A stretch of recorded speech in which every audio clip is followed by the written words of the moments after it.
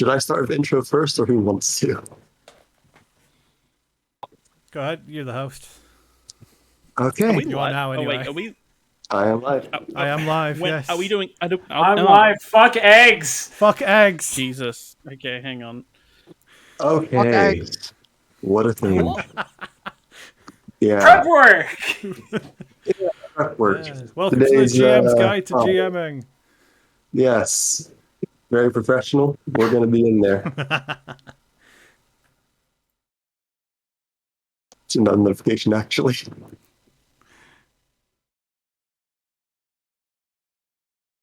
Khrow, you said you had an intro ready. Yeah, yep, that I do. Had to make sure notification was sent out because I forget things. But again, back here with GM's Guide to GMing, kind of this collaborative, almost like podcast stream type thing we're doing with some fellow DMs, GMs, and the like. I'm Khrow, a writer and dungeon master. I've been a dungeon master for D&D 5th edition ever since about August 15th, 2021. And as always, glad to be here.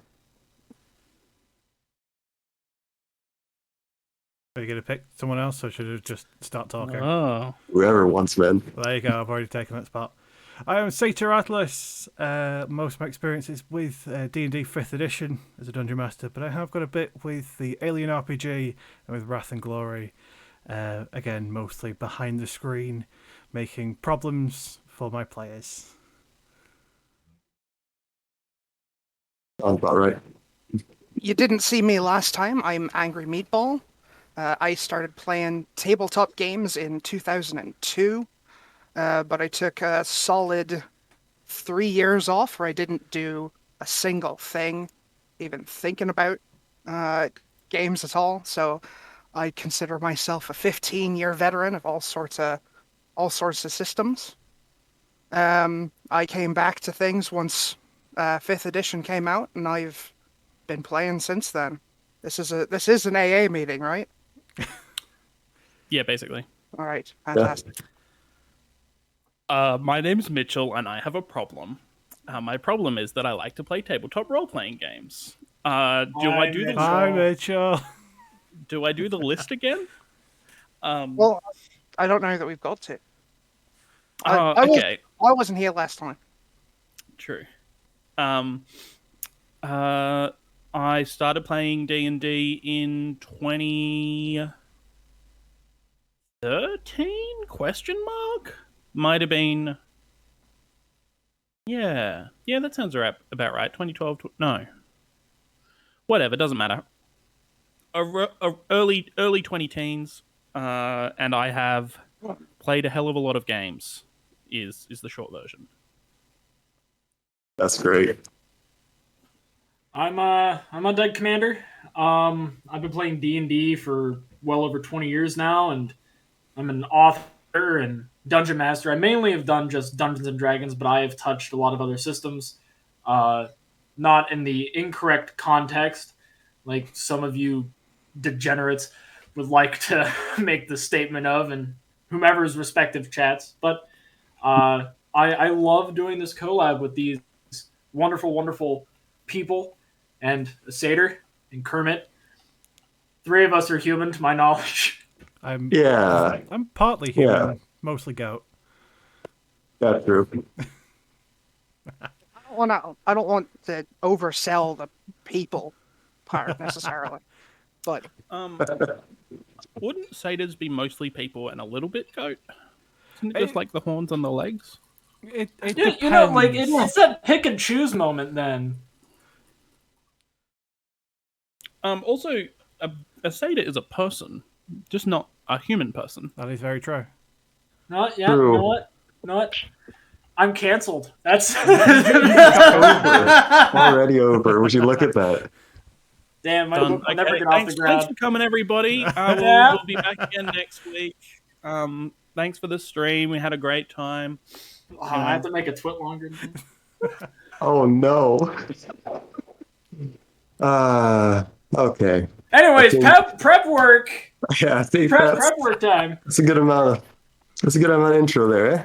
How much prep work for Okay. this stream? How much prep work for this stream do we do, boys? I did nothing. Wait, we were supposed to do prep work? We talked We're- about eggs. Yeah, definitely eggs are don't No, Nice. fuck eggs. We got the eggs. Oh, come on, man. Very, very aggressive energy. Re-eggs. Yeah. Yeah. I guess that's how it is, If man. you're an egg enjoyer, I suggest that you try to change our minds at the Q&A section at the end of the stream. Well, would you Get look a- at that plug? Wow. Get a fucking incubator, you cowards. Ooh, investments. Okay. I just have one question for all of y'all. Just Oh.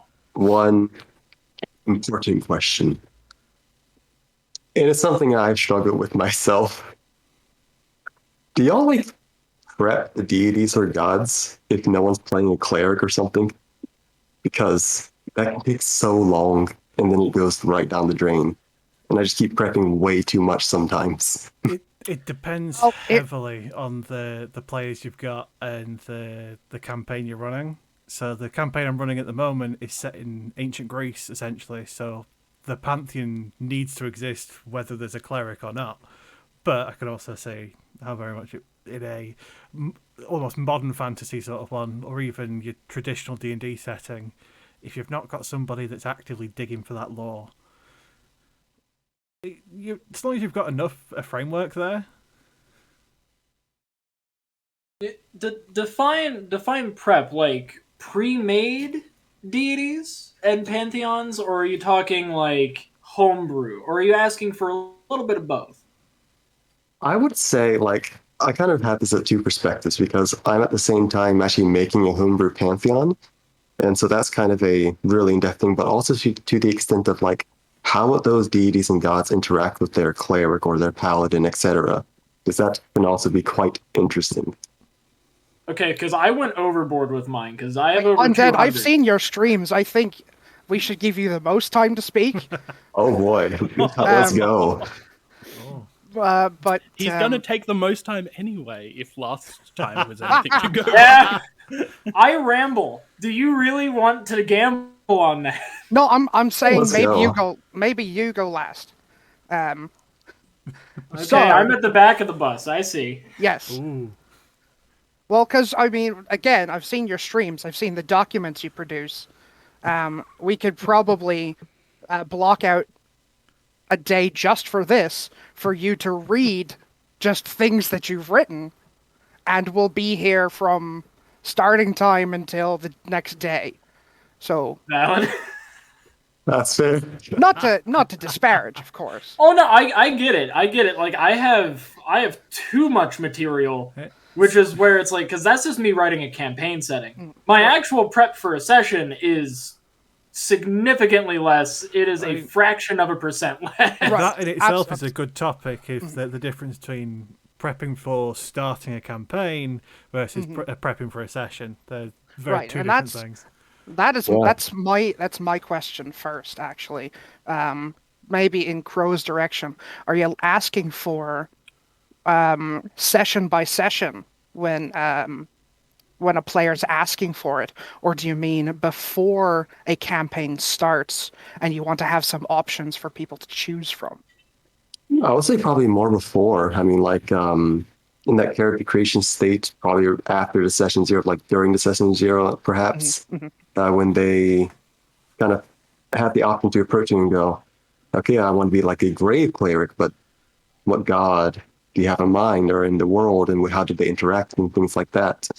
Because that can take a lot of time sometimes, and I'm doing that myself to an extent. Hey, Khrow. My advice would be to not think about it at all until a character asks in a session zero or something like that. Oh, I Right. agree, 100%. The other thing to do is if you get out of a session zero and nobody's playing a cleric, nobody's playing a paladin, nobody's playing a divine soul sorcerer or any of the other subclasses that are adjacent, and nobody's taken the acolyte background, is to prep churches, not deities. Because the deities don't seem like they're going to come up until a player is interested in them. And people walking around in the world will not come across the gods, but they will come across churches. You know. Yeah, and that's kind of the thing where it's like you really got to figure out what in the world to prep. Yeah, yeah, 100%. And start with your players. Start your game begins and ends with the player characters and what they are interested in. Focus on that because the stuff that your players are interested in is going to come up first. You can do, I do a lot of shit that I enjoy doing the work on because that helps me do prep at all, right? I have so many thoughts about how animals work in every single D&D game that I play. It almost never Oh, comes boy. up. And then I just get to slip in shit like, oh yeah, bears are monotremes, they lay eggs, and just move on, right? Invasive RPG thoughts. Yeah, but like, do the prep that you're interested in because that's going to be the easiest work to do, and do the prep that is actually going to pay off, which is based on what your players are interested in. Definitely agree there. Definitely. What are some of the I was gonna ask Undead, did you have that thing to add on the end there? Well, because when it comes towards the whole entire deity topic, like, because pre-made pantheons work really well because all of the groundwork was done for you. So if the player wants to involve something, they will outright just take from the book, and it just requires you to do a little bit of skimming to be sure as to what the deity would be doing for interactions, or even if they want to interact at all. But whenever it comes towards homebrew, it's as involved as you want it to be. I have deities in my pantheon that will not interact with you, and I have deities in my pantheon that would over interact with you. Like that is where it is DM dependent. I have dealt with my players going out of their way to make as many deities as possible and as many pantheons as possible pissed, or just bothered. One of them stole from one. Another one like tried to kill a plane of existence. This is turned into a whole thing. So like it's as involved as you want it to be. But if it really came down to it, if the player wants to be really involved, there are some major points to hit. The personality of the deity, because that is how you're going to role play it, and seeing just whatever descriptors you need on paper, that or just on the screen, helps a lot because it will remind you how they are. There's the dogma, because that's what the player is going to care about, and then just how they interact with the world. Those are the three things that you really need if you need the bare minimum. If you need more than that, then they're a big player in the world. That's what that deity would be if you're wanting to make them be more of a foreground focus instead of a background focus. Yeah, that definitely makes sense. It's kind of that thing of like ask the player and trying to see where a lot of things go in those cases. I kind of like how it was during the session zero discussion. A lot of, ask the player because a lot of problems and situations can be solved by that. But even building off of that, because that's like generally what happens before that first initial session. But what are some like the main things everyone here kind of preps for that first session? Like, what do you do when going into that? And how do you know you're like ready for that session? The biggest thing that at least takes time for that first session is the opening session spiel. The intro monologue. The hook. Yeah, it's like you got to set the world, and you've got to do it short enough to keep your players, actually caring and not switching off and going on their phones. But you have like a 5-minute window. Yeah, it needs to be detailed enough that it's actually given them a plot hook, so they're not just like, "Well, you're starting. Now what are you doing?" Also, it depends on whether or not your players are first time players or whether they're coming back to the game or not. I found that returning players will expect something different than first timers. You can't with first timers you can get away with a lot of the the tropes, all the old classics that You start in a tavern. Yeah. or even just like the goblins kidnapping Blacksmith's daughter. the blacksmith's daughter or something like that. Yeah. Poor blacksmith. Like he Or needs yeah, to just stop just having kids. right, exactly. But What's for your sorry, for like go an me. introductory session, I've tried because a lot of the gaming that I do these days is getting new people into the game. I've got introductory sessions where I try to get as much of the game, like different parts of the game, into 3 hours as possible. Like little sprinklings of everything, Mm-hmm. just so that and this is a little different than a first session. This is more of like I'm going to run an introduction to D&D session where I'll hand out pre-generated characters. Do a danger room scenario where you get Well, skill checks from people, you do a combat, you get saving throws. almost, yeah. Yeah. Yeah, It's cool. it, That's it's the only time that I'll run like a pre-written adventure, but it's that's something a I've written myself. that's a really Um, cool way to do it. and Mhm. you know, it's there's always a combat, there's always social interactions.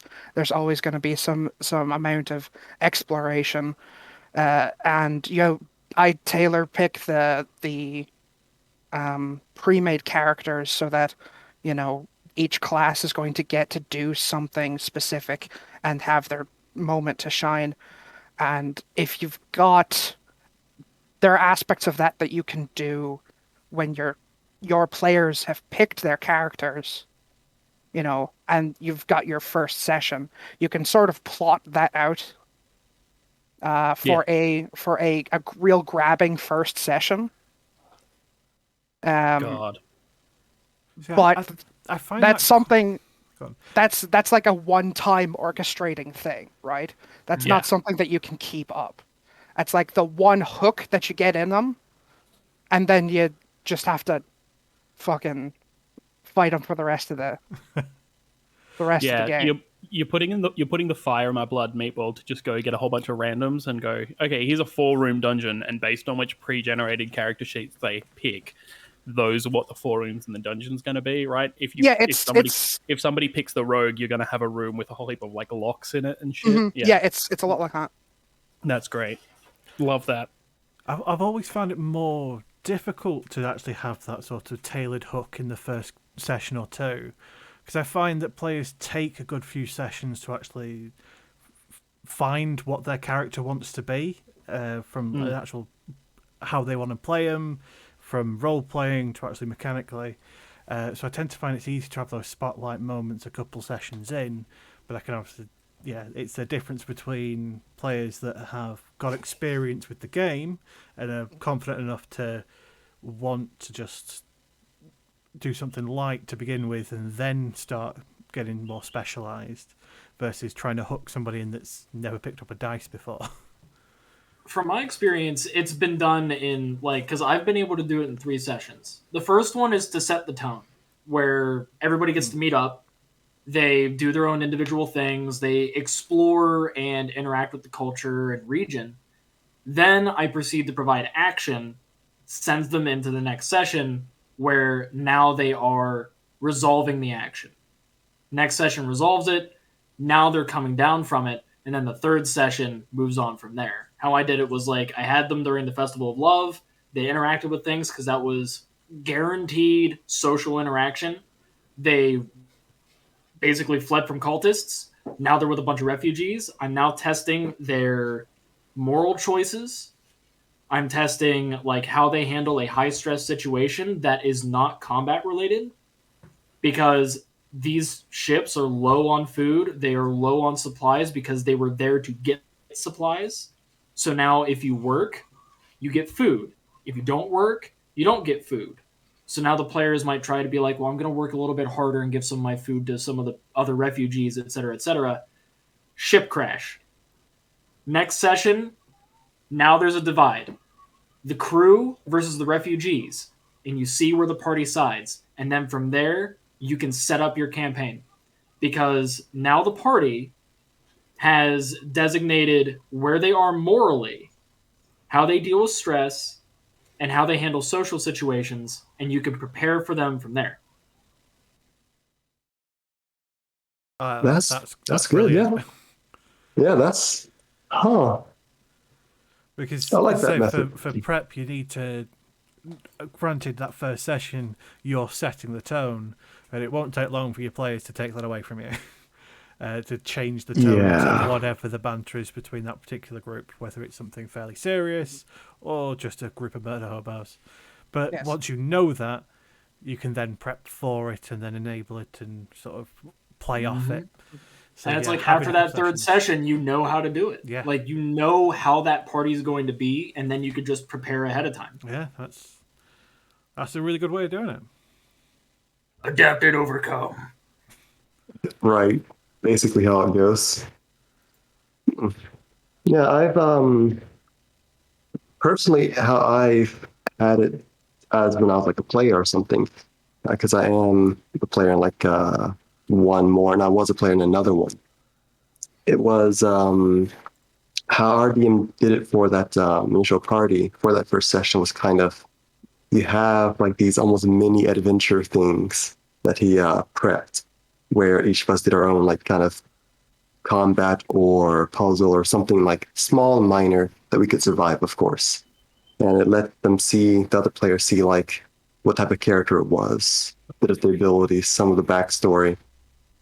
So they could get like an immediate feel for that. It was kind of fun. I didn't realize that was a lot of work there because those multiple maps and such. And I also was kind of contacted to make 2 of the maps. So yeah, I gotta say, mapping is definitely an area where I've seen a lot of people go overboard or way below. Just before we get onto the Wait, subject how do you of think you mapping, how do you think you find that middle ground then, Khrow? Honestly, what I would do is kind of harkening back to what you said in that session 0 episode is I would first figure out what type of game the players kind of want in the first place. Because for instance, if there's more like generally like combat or very like analytically focused players, you might want like a map or something. But if people like the theater of the mind or the more just role play centric things, you can do like a general map, a city overview instead of going down to each individual block. So that's how I personally have found that middle ground. It's just you like the role play thing. I'm going to give you the area instead of just this building, basically, without having to actually make a map for every building per se. I think that a good middle ground there, if you got somebody who really likes the maps, have somebody else make a map at the table based on your descriptions.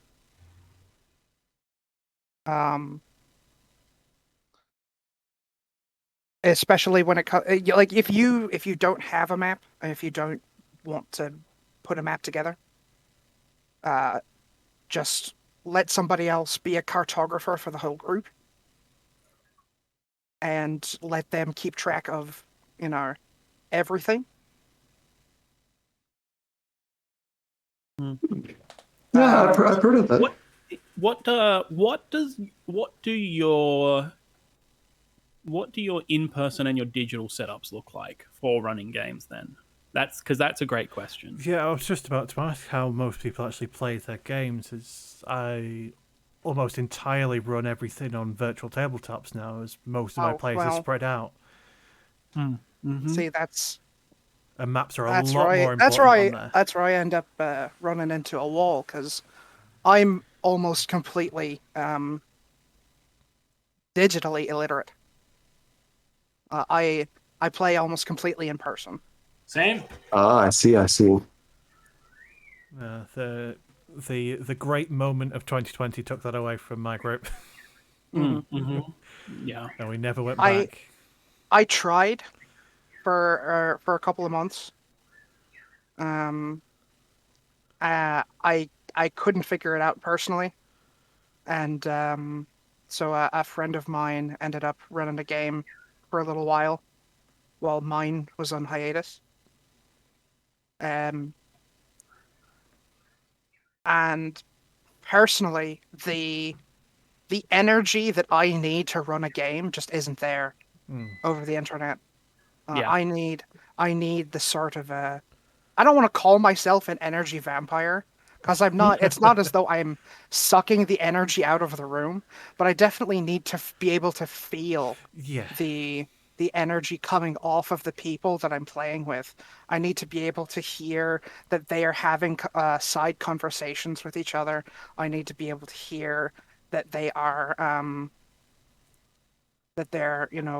Having they're fun. moving their papers around, Yeah. that they're looking at things. Yeah. You have that animal instinct of like, I need to be aware of what you're doing, please. And the other problem is, like Undead, I do a lot of improv. I've got some improv and acting background, and so my setup at home for games is uh, I've set it up perfectly so that I've got a lot of space, not just to move around the room while I'm DMing, but so that the sound hits just right while I'm speaking, so that I can get the right tone and volume while I'm delivering things.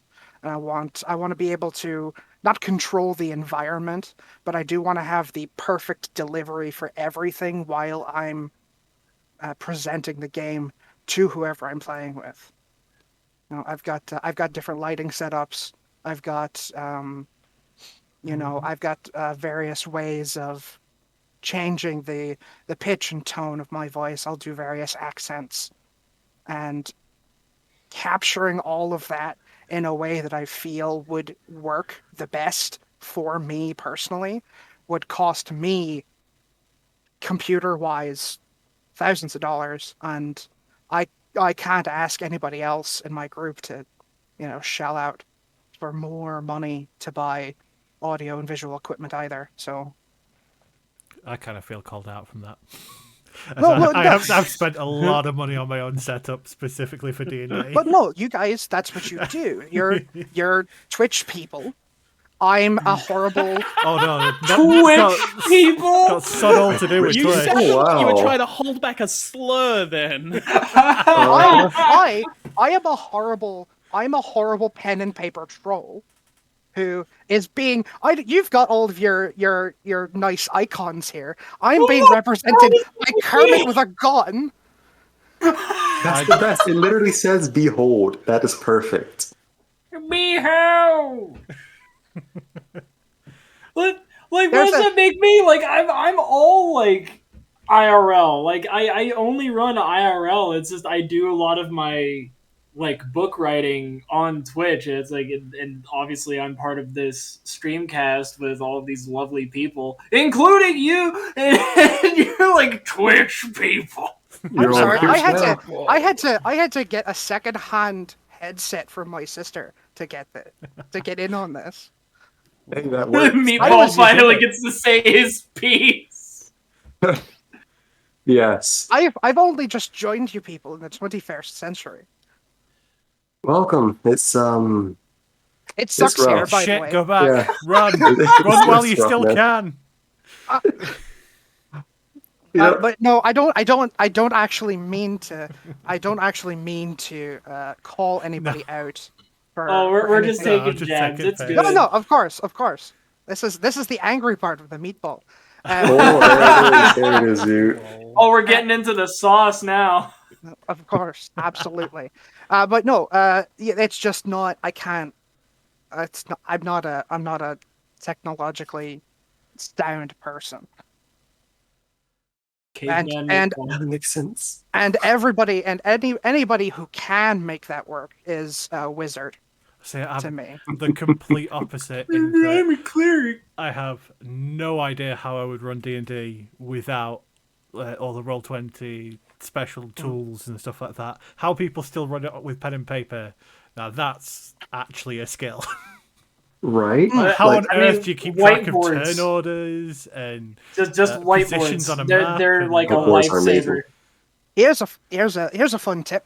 I got red lights, like color changing lights installed. Dude, Right? same. So if you turn all the light in the room red, you've essentially that's a dark vision simulator, because you can't You tell can't tell colors. you can't tell for color. You can barely read what's on your paper. You can make out your friend sitting next to you, but you know, anytime anyone's like, "I've got dark vision. I don't need to light a torch." I'm like, "Great! I just Oh turn boy. all the lights red." I'm like, we can play like this, right? Can Right? I give you advice on how to play more efficiently in person, Seder? sure, I don't know if I can use it because I don't really have opportunities to Yeah. play in person. But The advice isn't for you; it's for the audience. exactly, give it to me.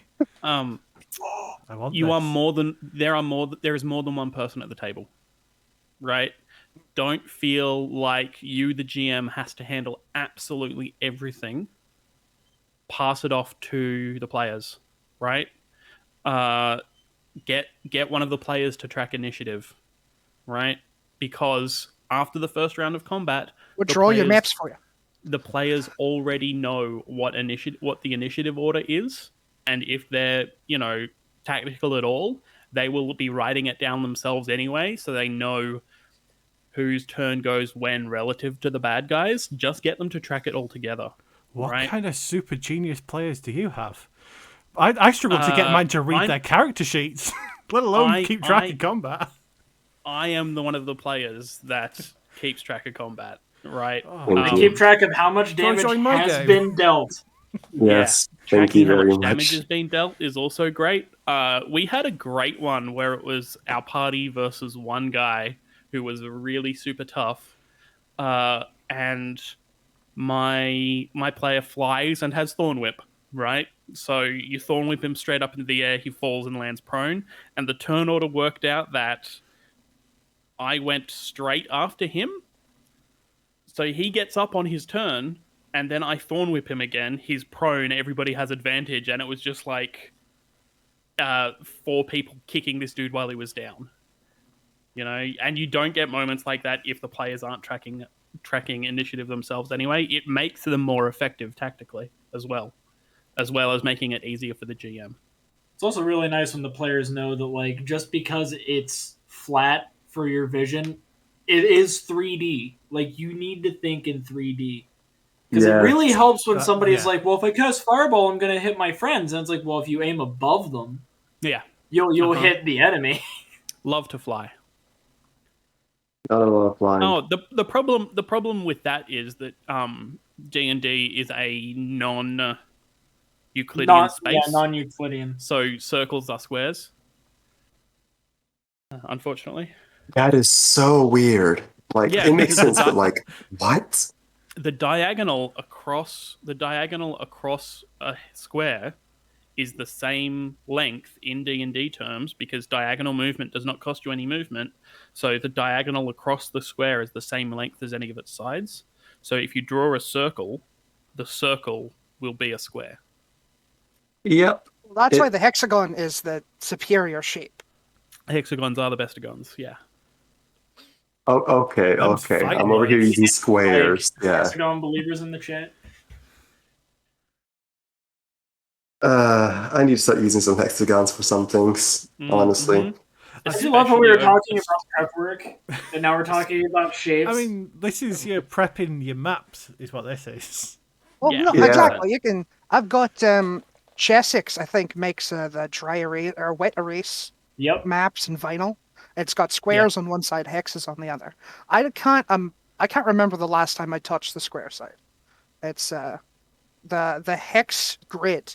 If you're actually playing on a grid, is perfect for any sort of tactical game that you're playing. I've only ever used hexes for like overworld maps and stuff like that. I will have to try them out for an actual combat-based map. Combat hexes. Should be fun. Hexographer is the one that I use for overworld maps. It's pretty straightforward and it's fun to fiddle around with. I love the idea of the geometry of the world changing depending on where you are. So if you're inside an artificial space, it's squares, and if you're outside, out in the wilderness, it's hexes. That's oh man, that would be Interesting. weird. Yeah, I was That about to would bring be that up. Like squares would be better for like buildings and such, while Yeah, hexagons corners. are just better for like and everything else. walls. Mm-hmm. Yeah. Now, I do have one question because I am entirely online. I am just Roll20 tokens, all those things. But like, Same. what is something that these in-person people, those types, do that you might find like different than the online types, like resources or something for prepping those maps, those sessions, like handouts, things like that? Because in Roll20, I just press a button and I'm good. The amount of physical paper and less folders full of just notes on characters and monsters. Whiteboards. Yep, whiteboards. I have a whiteboard table. I just draw the map. That's all I do. It's like I draw what's happening during the session on a whiteboard that's on a easel. I have a whiteboard behind my DM screen that's like, okay, these are the notes that I'm taking for the session. Picture, erase, done. And it's like Well, super Undead, simple. then tell me about what your DM screen has on it. Is it a custom screen? I made my DM screen out of ghost wood. Okay. I put I used piano hinges and stuff, and I attached a dice tower to it. So like it's a foldable DM screen. And it has clips, and all I have in there, like on it, is my world map, and that's really it. I just have like the world map that's on the DM screen, and that's all. That's all I need on it, because I just need to be able to point to the location and be like, huh, they're there. And I go from there. I also use it to like inform the players. It's like, well, you're going to be heading from Port Worst to Macham Votar, so that's going to be about a 3 weeks journey. That's on horse. If you were to walk there, it's going to be about twice as long, unless you want to force march it, at which point you're going to get exhausted pretty easy. Yeah. Now, my screen, it's also foldable, but I've made mine out of sheet steel. Whoa! So that You can hit your players with that. I You could kill someone exactly. with it. You know, I've threatened to. I've not actually done it yet. But, See, that's what you online players don't have. You don't have sustainable threats. We can 100%. throw things at our players. That's one of the main so things I miss. I've taped everything that I need to the screen side that faces me. All of my tables and things. My map is put up on a wall so that everyone can see it, not just me. But the inside of the screen is just covered with everything I need. But it's also, I've made it of steel so that I can stick things on with magnets if I need extra things. I've foregone the Ooh. clips. I've got That's a lot of good. magnets. To just keep things maybe just for one session, or often one corner for 2 or 3 sessions. But I find that does the job for me very well. I've got a sort of a dry erase calendar, but I've not gotten like a large I have board. that as well. I've not gotten a large dry erase board. I did once, years and years ago, when we were playing, when I was not the game master. This was probably back in 2008, 2009. We were playing on. A friend of mine had a billiards table that we were playing on that had all kinds of cracks in it, so you couldn't actually play on it, and we couldn't play billiards on it anymore. He ripped all the felt off the top, so it was just slate underneath, and we used that as chalkboard and maps, and he just drew right on top of that. See, That's that's dope. cool. And then, of course, when he moved, he tried to get that out of his basement apartment, and trying to move, almost 200 kilograms of slate with, just 2 guys is fucking impossible. But Get more guys. Yeah. I We don't ended up- use we a ended up- GM screen.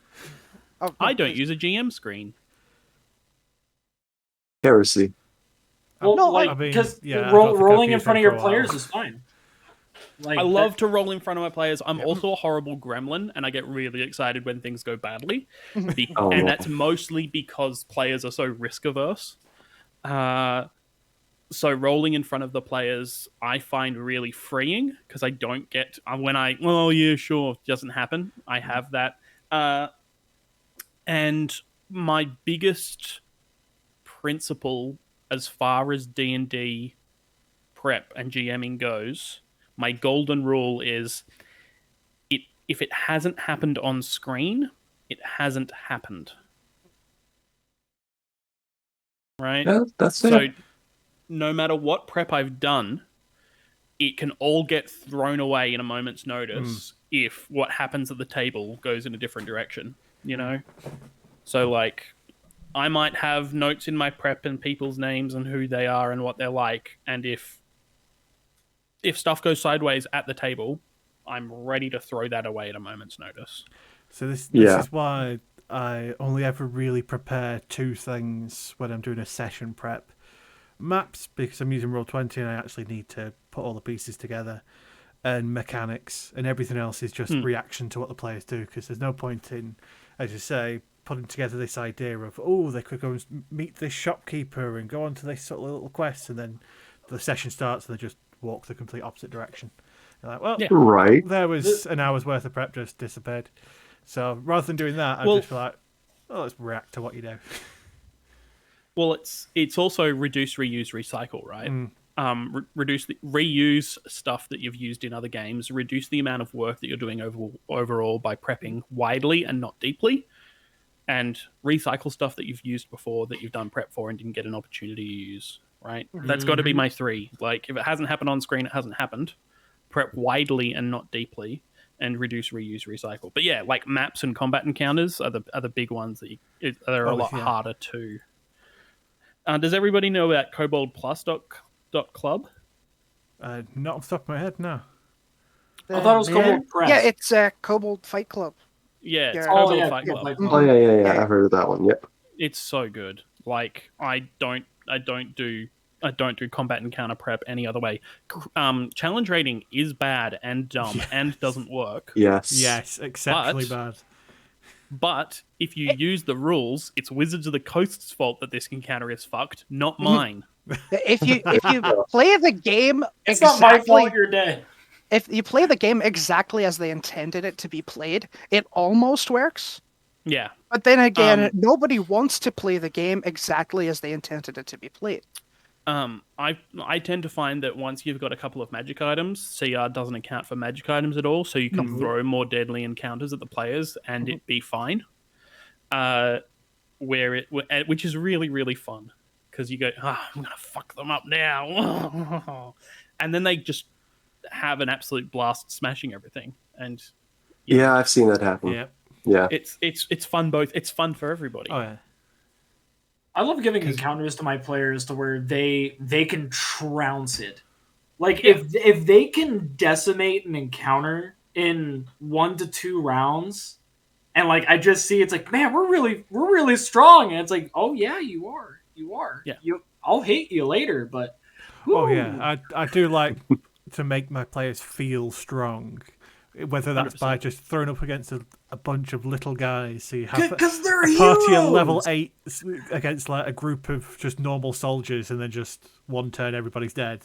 That's nice and satisfying for the players, and you can enjoy that. It's so nice. And then you can throw the big scary thing at them, and they actually have to put a little bit more effort in and still feel accomplished. I love making my players overpowered.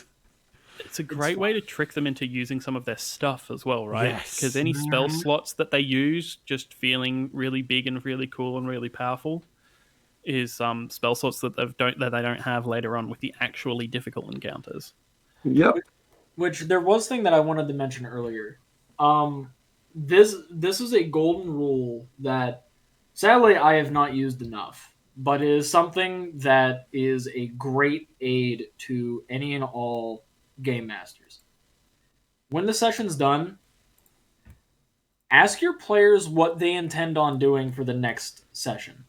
100%. Yes. That will make your life easier. Ask them each individually and ask what do you guys want to do as a group, and then have both of that prepped, like the individual prep and the group prep. Prep both of those, and then just go from there. And it's even better for you guys online, those of you that run online, because I can guarantee that the players talk. They love to talk to each other. Yep. Make sure they can do that with you being able to see. Because if they can do that, you can take what they're saying, be like, I'm going to incorporate that. I'm going to try and work with that. Because they might change their mind. You don't know. And if they do change their mind, you see it, you can work with it, you can run with it.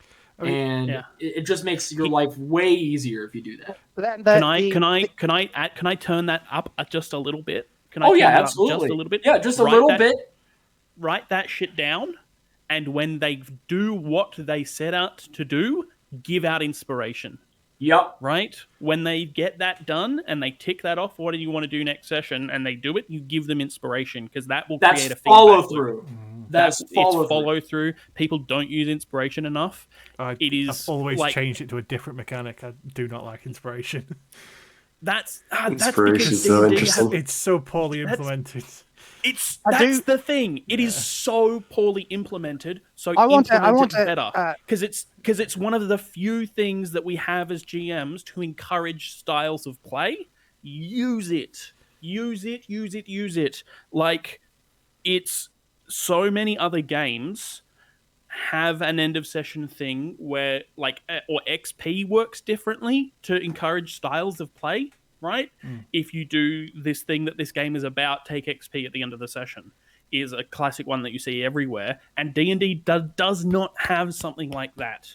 It used to. Gold for XP used to be that thing where the amount of gold that you got is how you leveled up, and that encouraged a certain style of play because players were all gold hungry, but all gold hungry nut jobs.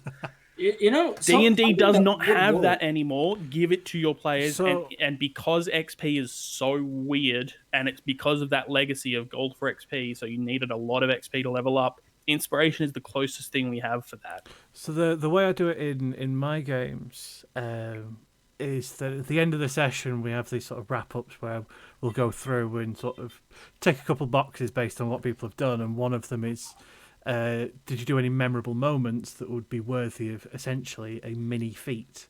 So things like, I'm trying to think of some of the ones that I've given away.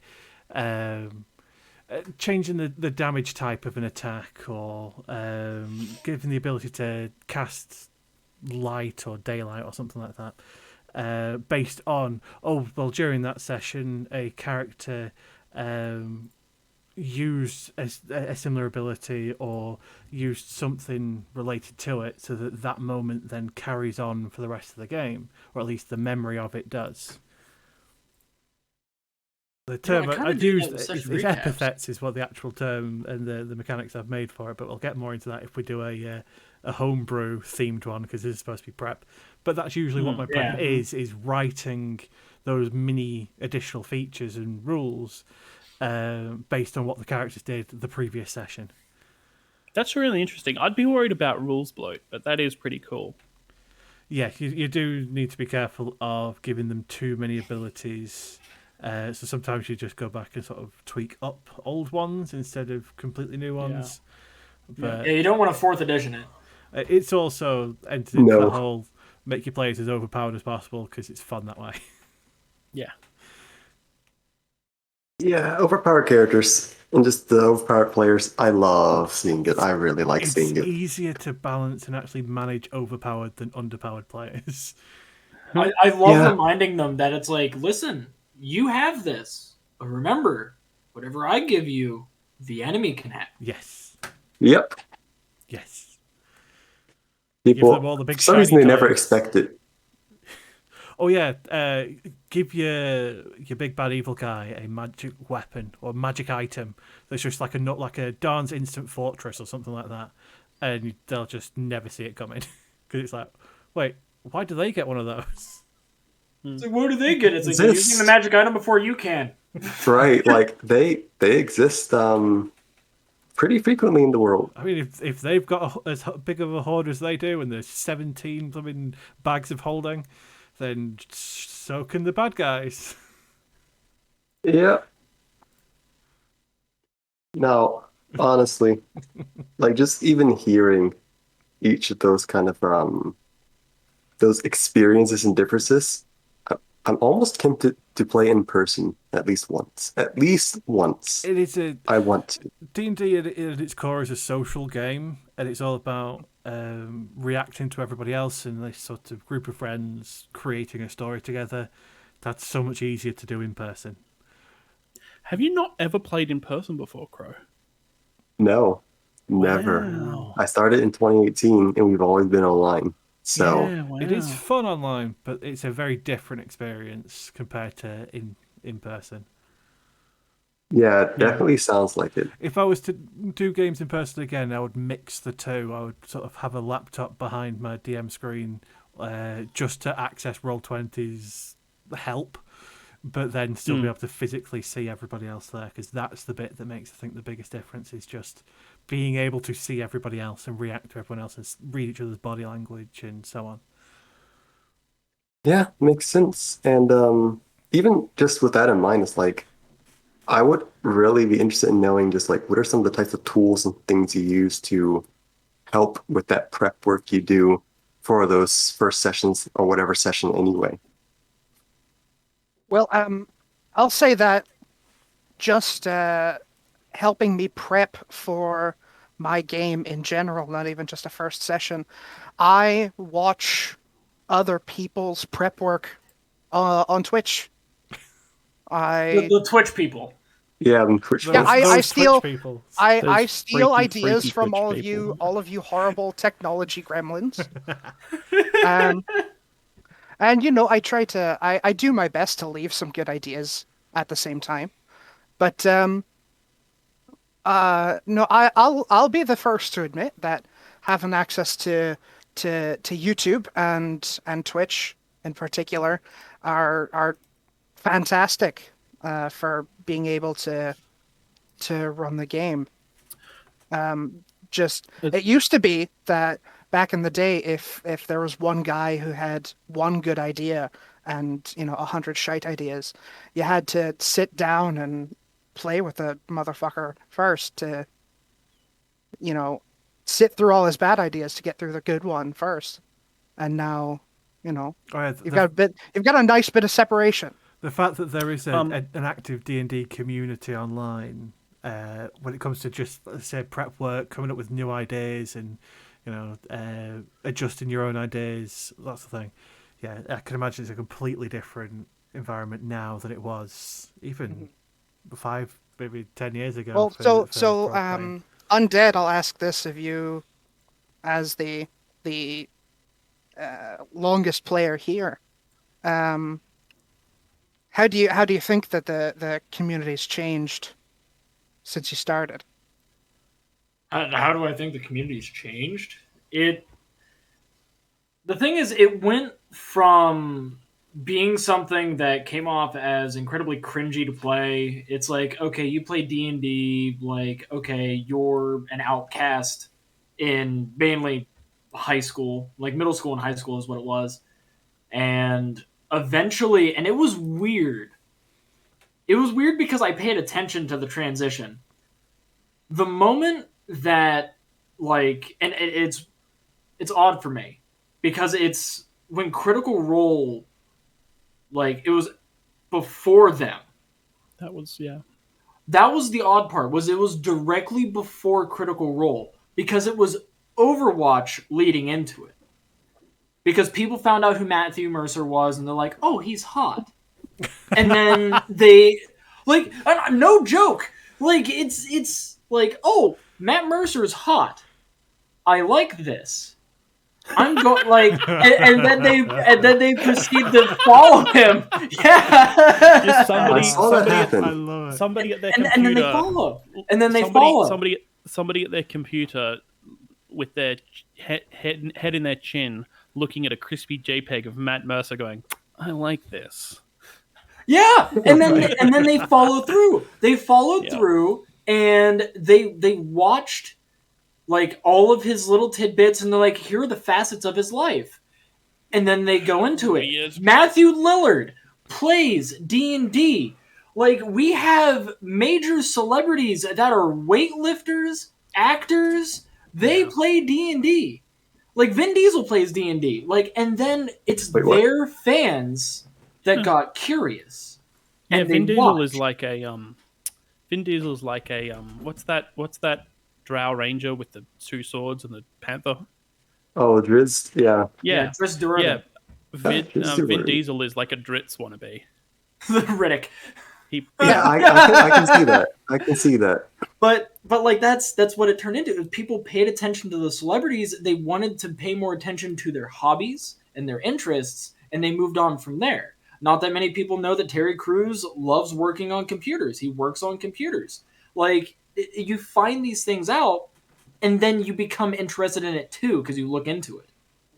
And then it moves further into the hobby where Critical Role had a bunch of celebrities. They were all voice actors for different fandoms.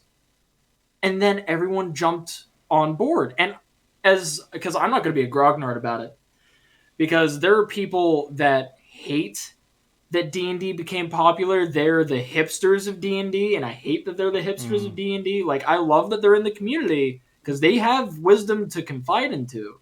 But when it came down to 5th edition becoming very popular, it became very easy for people to jump in, especially new players and new DMs. They gatekeeped it, and it's like, don't gatekeep this. Let them in. You guys dealt with the satanic panic. Let them in. Those old guys are the popular now. reason.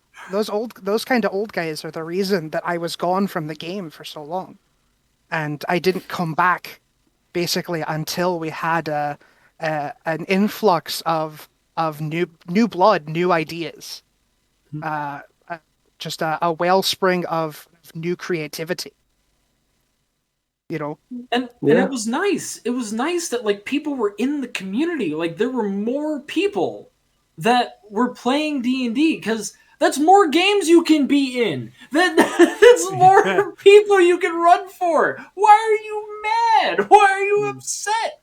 Love it. Love these. And, like, give them your knowledge. Mold them. Don't toss them aside like garbage. They're awesome. All of you are awesome. So, like, just enjoy it. And I'm happy that it grew.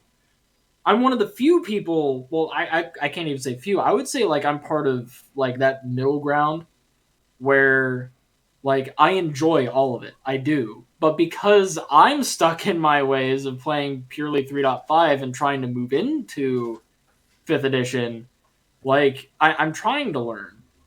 And that's where my struggles, like, tend to, like, shine involving it, because it's like, I really like this. It's very difficult for me to learn it right now. I'm happy that you guys are having fun, but I can't play. Can I answer the last question that was asked? Yeah. So the tools that I use to help me prep D&D. We strayed boy. far. I mean, We strayed we far did from technically the we so stayed on We already topic. established that's how it's going to be. We already knew that's that. my fault. I'll take that one. Yeah, no, that's all right. Because, like, this is, I think, the thing that I struggled with a lot as a new GM is I got to do all this shit myself. And there are some pretty, like, the ones that I use for maps, because I'm a basic bitch, Hexographer, which is hexographer.com. It's a tool for building overland hex maps. It's pretty simple. It's got pretty clear iconography. I use Dungeon Scroll for all of my grid maps, like inside the dungeon grid maps. So it's probabletrain.itch.io/dungeon-scroll. It's a pun because it's dungeons crawl. But anyway. I see. Yeah. Not sponsored. Yeah. Sponsored, not Kobold Fight Club, obviously, which is now at cobaltplus.club. But like the other bits of technology that I use are fronts from Dungeon World and clocks from Forged in the Dark games. Right? So like because the best way to make your D&D game better is to play other games, because game design has been happening since the 70s, and 5th edition is only one kind of edge of that design stuff. Fronts are a great way to prep adventures, because like you have dangers and impending dooms, and when stuff goes wrong, the world should change. Like I see a lot of rolling a low number on a dice means that your player character is incompetent. I think it should be that the world isn't fair and even and is acting against them as well. But I won't give you the long version, but go have a look at Dungeon World, go have a look at the fronts, because that completely changed how I prepped and ran D&D in a really big way. Audiobooks also made it a hell of a lot easier to do prep for improv style play. The big part of prep widely, not deeply for me. Yeah, that's also a good philosophy there. Yeah. I've actually heard of some of those. A good tool for prep that I thought of is having an experienced player at the table, or a co-GM. Like somebody that knows the rules more than you, or at least can help in guiding the plot along. It's really nice to have them at the table, or at least behind the screen with you, to assist you if you are unsure involving certain things. And they might even, like, if you excel at roleplay, but you're not good at you're not good at combat, if you designate the co-GM to do combat, that's fine. And then eventually have them teach you as they're doing it, because they're behind the screen with you, and then eventually you won't need them anymore. This is for those of you that lack some of the experience for it. The monsters know what they are doing are a great blog for that. It's literally just you read the article on the tactics of that creature and how it will work based on the stat block. It's really, really good. I'd rephrase that as like a dedicated rules lawyer. Yes. As opposed to a co-GM, right? Because a co-GM says something about agency and authority at the table. Whereas if you have, hey, you're my designated rules lawyer. You're my dungeon chaperone. Yeah, right? The other thing that I'd say is in a situation like that where you're not sure what the rules are, the thing that you do at the table is you don't break momentum to go stop and go look up a rule when you're not sure about it. You make up a ruling on the fly and go, this is how it's going to work for this session, and I'm going to go check it. I'm going to make a note to go check it afterwards. Because most of the time you can go, make a ability check of any kind and make that the ruling for the moment, for whatever is appropriate, and then come back to it later. Yeah, right. Pacing is super important. Pacing is so important. Yeah, it's way better to just make or do whatever makes sense at the time, and as you say, look it up afterwards, or solidify if it's still vague after looking it up. Solidify it afterwards. Because nothing worse than stopping the game for an entire hour as you're digging through rule books and arguing with whatever the thing is and trying to work it out. It's just no, this makes sense. Is what we're doing. Moving on. I do that for as much stuff as, hey, can we go to this town and see if we can get a whole, like, I do that for entire scenes, right? It's like, I don't have this town prepped. Can we come back to that next session and do something else for a moment? Yeah, that's fair. It's great. It's very freeing. Your home game does not have to look like an actual play. It doesn't have to look like Critical Role. Do whatever the hell you want and go, hey, can we come back to this next time because I don't have the dungeon ready? Yeah, that's quite an important thing. Just always always just talking to players. Any topic really, just You, just you, talk to the you players. turn it into a cliffhanger of you go towards the dungeon and you describe its interesting entrance, and then you say, well, we'll pick it up next week when I've actually prepared it. Yes, Yeah, it's that's a like good way. you're not your player's boss. You are in the dungeon with them, you're in the world with them. You're to just be with them and make sure the story works around them. You're the referee. So it's like, and it's like, yeah, you're the referee. You're fate, and you're pushing monsters away or towards them. Like, you're just designating where fate lies. That's all that it really is. And you can still outright designate, hey, this isn't ready. I can't do much further. If you guys want to do like downtime activities, maybe go in depth, we could do that now, and I can have that ready for next session. Are you okay with that? Because you can communicate with your players. You don't have to be like, all right, session over, clock out. You talk with them because they're your friends. They better be your friends, at least in It's some also- regard. Like, talking about definitions of what the GM is, you are, number one, most importantly, also a player. Yes. If it becomes work and it is no longer play, rethink the way that you're doing things. You might even rethink which game you're playing. Oh, Oh my, goodness, he fired shots. I said the Spicy bad. Revelations. take. Here's the thing. There are a lot of other games that aren't as complicated as D&D and have a lot less rules and are a lot easier to understand. Oh no, Yeah. hang on a moment. It says right there on the front of the book, world's greatest game, role playing game. It says Right. right there on. They That's- wouldn't lie to me. It's on the book. Are you saying I've that got some books bad- can't lie I've to got- you? I've got some bad news about what advertising is. Roll an insight check. Do you trust the book?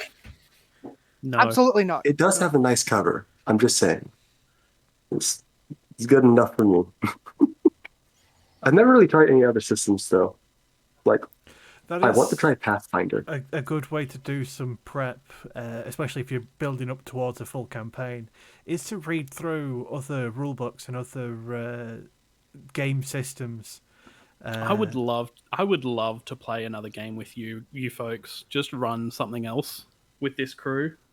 With, GURPS. God no, That fuck could off. be fun. I like GURPS. Oh, I've played GURPS. I like GURPS. That's not bad. My condolences. Oh come on. I don't want to play and I don't need to play a different simulationist game. And I find that a generic system will have a much harder time conveying narrative than a fiction first one. Starfinder. No, I'm sorry. It'd probably be something very different. Like, I don't think I'd take you all the way to a no dice, no masters game like Galactic or Venture, but like a Forged in the Dark game or a Powered by the Apocalypse game, I think we would have a lot of even just go straight to Dungeon World because you'll will know what the tropes and the themes and all of the baggage is already. But yeah, I don't know. I've been itching to play some Scum and Villainy. I've heard of it. That Could Scum be and good. Villainy great fun. Yeah. Yeah, I might have to look in some of those. Like, we have this list of systems and such that people have at Yeah. least played or tried, and I've only stuck with 5Es thus far. Go have a look at that list. There's a couple of things that I didn't add to it, but yeah. I mean, at the very least, from a prep point of view, it shows different ways game systems Yes. work, how 100%. players can interact with the world differently, which may give you new ideas on what you'd want to set up for the next session or for the next campaign. It's so much fun, right? Like the games that I have pulled into my current game of D&D is Free from the Yoke. Please do not let us die in the cold night in the dark night of this cold winter. Forged in the Dark in general. What else have I used? A couple of others that I've also used in this game. It's OSR stuff in general. I'm a big fan of the OSR. Um, yeah, I just have invasive thoughts and I try to make a rule about it. Like that's that's Yeah. all that it Yep. is. It's a good idea. There you go. Or like I listen to audiobooks and I'm like, wow, that sounds pretty cool. I wonder how that would work as like something in a fantasy setting. Let me think about it Yeah. real quick. And then it just turns into an invasive fantasy thought. And then I go through, follow through, see if my players like it. If they like it, then I try to go and like make it a bit more original and I roll with it from there. That's also another good prepping tip is just throw shit at the wall and see what sticks. Yeah. And like whatever getting sounds good. consultation from your players works too, because it's like you try this new rule, you may like it, but your players may not like it. And if they're all from varied backgrounds of TTRPGs, they're going to know better than you as to whether or not that rule that you're trying to make up on the spot is going to work. And you can workshop it with them. Ask them, like, how can I get this to work? What do you guys think would make this a better rule? Or should I just toss it out altogether? Or should I make something similar to it? And then, like, workshopping with your players makes them also feel more invested in your game. Yeah, nothing. You've got to remember that nothing's set in stone. Yeah. While it's important to have consistency and have a reliable sort of, they know the rules are there, to be able to change and adapt them, whether they're working, whether they're too powerful, not powerful enough, just there's too many inconsistencies, whatever. Everything can be changed, whether it's official rules, whether it's homebrew, whether it's setting issues. If it's not working, you can change it. It's not the end of the game. I've had to throw out like one or two whole things in my current game. It's like I had prepared them, I had spent some time on them, and then when I went into it, I saw the player reaction. I'm just like, I could make this better, or I could just go into other avenues and really, really figure out what exactly I need to prep for this group specifically. Because again, some groups might be like, oh, I really, really want maps for every single place. Others could be, can I just get a crafting system? So it's like you can talk to the players. What do you want from this game? And that is such a good framework to see what you need to prep. Again, ask the players what they want to do next session. So Your good. players are the It's so best good. prep tool. That's what I love about it. Your players are the best prep tool because It's their wacky. game. Yeah. Players, chaotic, random agents in this world. Oh my. Cool. Well, that seems like a good place to pause for a moment and take a break. Quick intermission, everyone. Grab your popcorn. Just grab Go the to the popcorn, bathroom. drink your water, stretch your legs. There you go. Please drink water and stand up and stretch. Your body will thank you. Go pick the dice you threw at the screen up off the floor. Yep. Shut up and take my shiny clickety clacks. Write your math rocks. Yeah. I want some physical dice one day. I'll get Don't that. get me started on the dice. That's a That is a good question. dangerous road to go down. How many dice is enough dice? And the answer is I have no. over 1,000 At right least, now. at least 2 sets more. At least. And if that's not enough, at least it's one like more. I have 1,100. I haven't. I've not. Why? That's so much plastic. Yeah, but I put it all in a bag and I can hit someone with it. So Here's like... the problem. Here's the problem. I got started in. I stopped buying resin dice after I hit a bad stint of just things that would not roll consistently. So I started buying metal and stone dice, like gemstone dice, and now I can't stop that. Very expensive. I'm Anyway, addicted. I've got so many of those. we need to go take a break, folks. Let's take a moment. Taking a breather.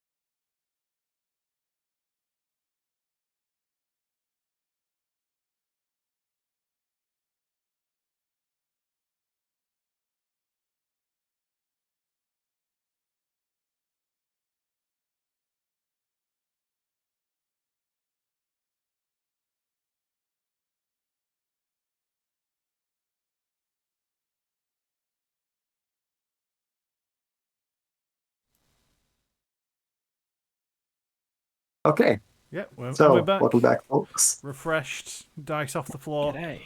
Yes, I stood up for 5 seconds. We're good. Just 5. But honestly, kind of touched on this like during that break a bit, but I have to know between something like pre-written adventures or homebrew things, what is the type of like differences you notice in the things you have to prep or the way you go about prepping those things? So Or can I give you a can I give you a real quick one? Just the most quickest one. Sure, let's see. Naming NPCs. I have a list of NPC names that don't have anything attached to them. And whenever an NPC comes up that I didn't prep for, like a random vendor or somebody that they meet on the road, or if they want to stop and talk to the bandit instead of fighting them, which has never happened yet, but it might one day, you just take the next list off the top that fits the character and go, okay, that's this person now. Yep. I tend Yep. to use That's That's the something random super name nice to have generators on for your that. DM screen. Just put it on your DM screen. Just boom. I have a Oh, yeah. name backlist document that's just always up. Yep. And like whenever you come across a name that you like in the world, have a note app on your phone where if you ever come across anything that's like, oh, that could be a name, you add it to your name list. And It's that'll great. come back to a question I'm gonna ask later, but when it comes to adventures that I'm writing, having read a lot of the fifth edition modules, at least, anything that I've prepared for myself, seeing that all the preparing I do is very large in scale and not anything specific to the table for the day. It's all much better written and organized than the fifth edition modules are. That makes I sense. point, I've seen some of them. Yeah, I it point, depends heavily on the module. There are some really poor ones, but there's also some I really good ones. I Yeah. point to some friends wanted me to run the fifth edition version of Ravenloft for them. Oh. Yeah, I've run Curse of Christ. Strahd a couple times. That book is shit. It's a bit of a mess. Yeah. Yeah, just a bit. It's every chapter is front loaded with lore, information about the town, and everything you need to progress the story is the last thing in the chapter. Yeah. Right. I have seen my Every DM single prep fucking that. time. It is, oh my gosh, why? It's the book's laid out like a novel. Almost. It's also, it really does take away from player agency as well as that campaign. Yes, If absolutely. they're not playing lawful good, either paladins or clerics, they're not going to be able to play the game. Exactly. And that's not fun. Yeah, Curse of Strahd is a very interesting example of a lot of I'm things. glad I'm not the only one that doesn't like that. It's such a beloved module for 5th edition, but I've run it, I think, 3 times. And I feel like a lot of I wouldn't that want to. beloved, that fondness is nostalgia from. Yeah, it's a From lot of it's third baked edition. in nostalgia from the original one.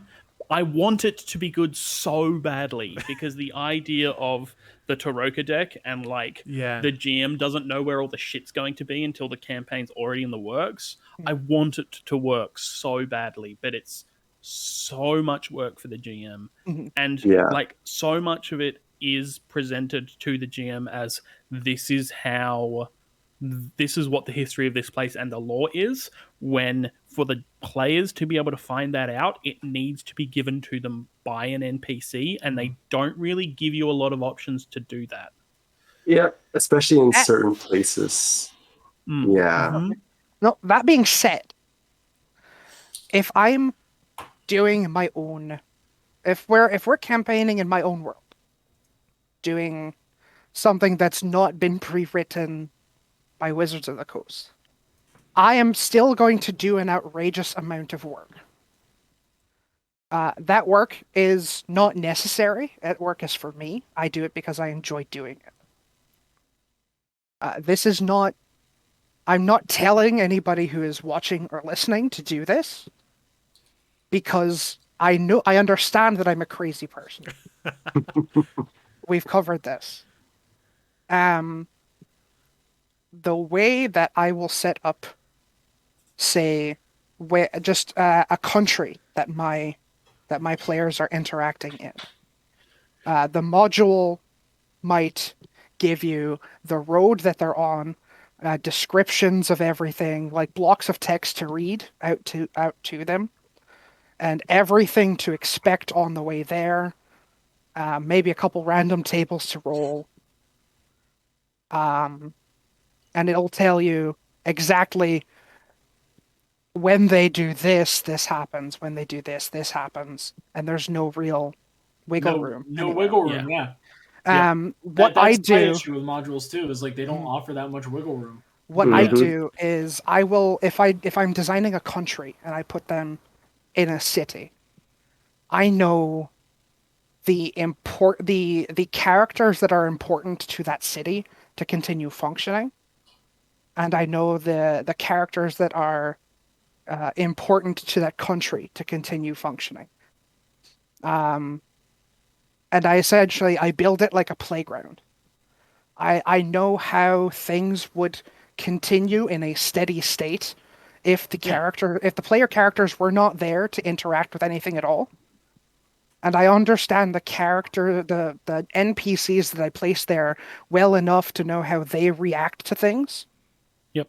And then you let the players do whatever they're going to do with absolute freedom, and you just react as the NPCs would do, and watch everything that you've put your effort into burn down around you.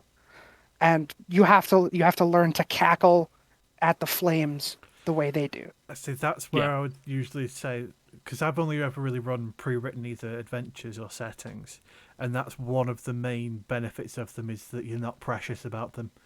I've definitely both run and played in games where it's a homemade setting, and the person that's written it, usually me, cares about it too much to want to have the players miss anything or completely derail anything. Whereas if it's a pre-written one, you don't care if they follow the story, because you've not really. It's not you that's come up with the concept. You're just taking that and then riffing off that. The thing is, I am the god that has assembled this world, but I'm not a benevolent god in any way. The one that Yeah. plays I mean, like, SimCity and then brings in all the tornadoes. Exactly. Yeah. I like. Look at all my hard work, tornado. I'm just as interested to see what's going to happen to this world as they are. You know. Yeah. It goes back to the DM is as much a player as anybody else. I get my playtime during the week constructing the world, but I also get my playtime at the table watching them do what they're going to do and reacting as the NPCs to how they do it. So I love how they, destroy things.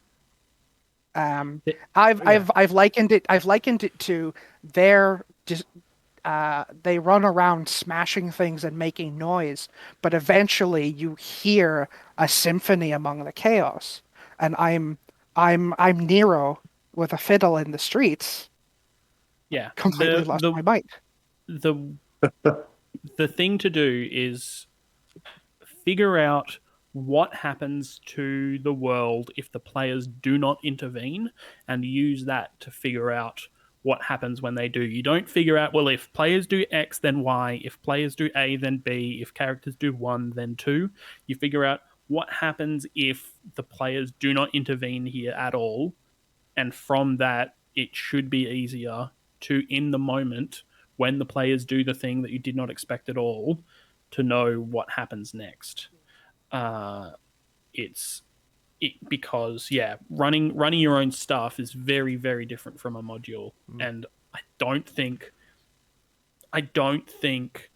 running from modules makes you a good GM, because so much of it is like, so much of what I see is GMs will cut their teeth and learn how to GM from running a module, and then think, well, if I want to do my own homebrew campaign, the thing that I need to do is write a module, Yeah, which is just not true. It's just the opposite of what you want to do. Yeah. What? definitely. Yeah, and even like I said, mostly I've only run modules. They're pre-written settings more than pre-written adventures. Yeah.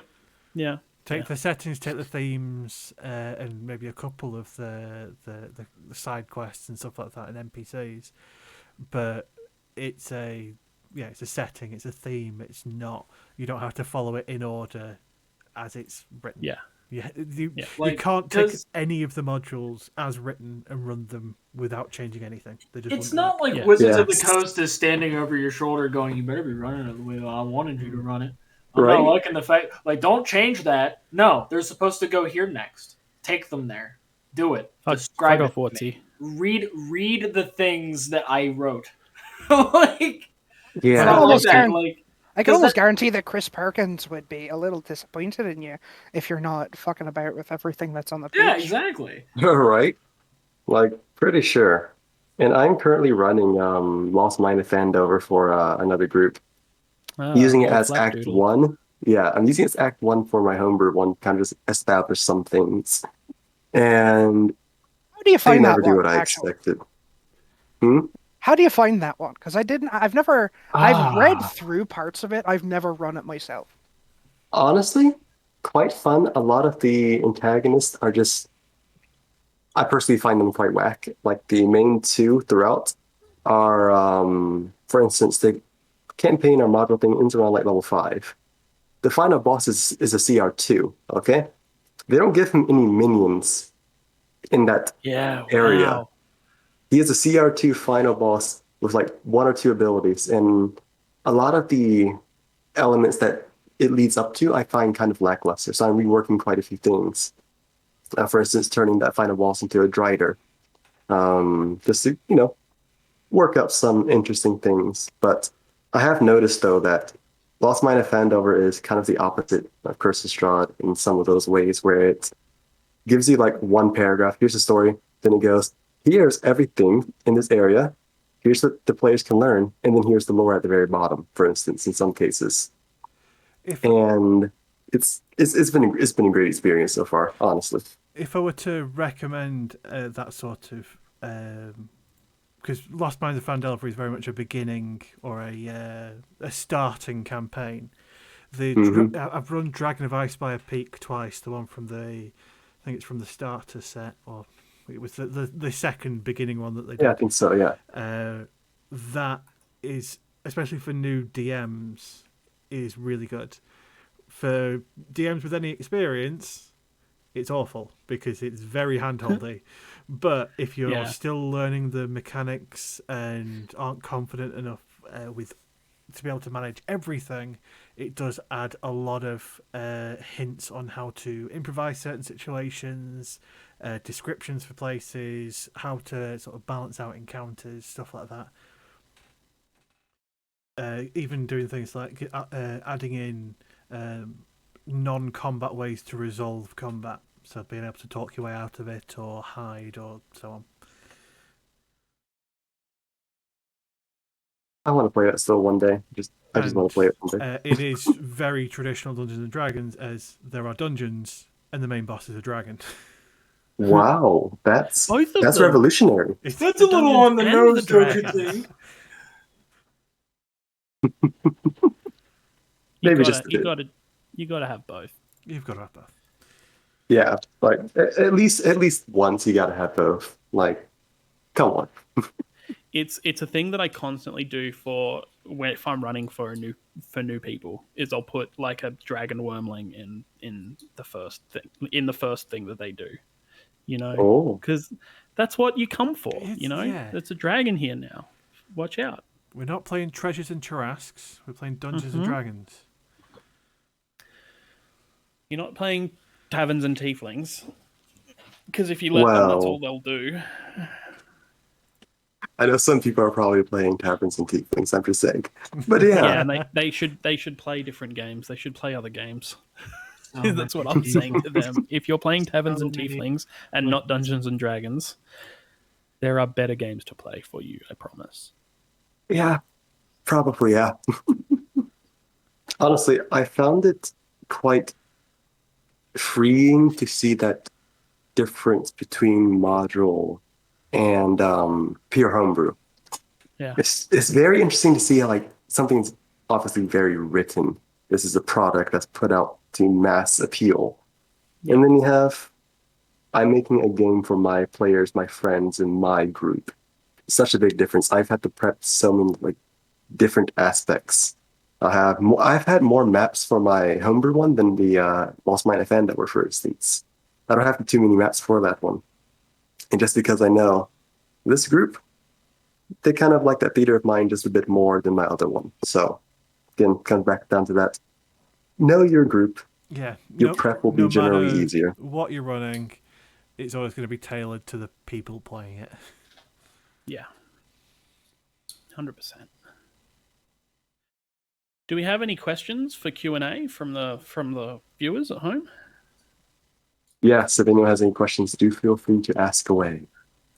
We are more than open to them. As a matter of fact, we welcome them. I'll ask a quick question while we're waiting. When you guys are creating things to either add to a world or prepping for a session or whatever your method is, what sort of sources do you, I was going to say borrow, steal from? Like barbecue. What's your Appendix N? Or not just limited to literature, obviously, but what sort of things are you inspired by to lift directly and rip off horribly? History and audiobooks. Mythology. Everything. 2 for me. That's the big one for me. It's any myth or folklore or stuff like that. Mm-hmm. Mm-hmm. I do a lot of podcasts. And yeah, whatever film everything. I've just watched. The answer is everything, right? That's the problem. I think you'd have to go like, what's your favorite example of something that you've mined, right? Like, as opposed to just being really broad here. And I think I say Appendix N. Yeah. So a list of something that you can recommend.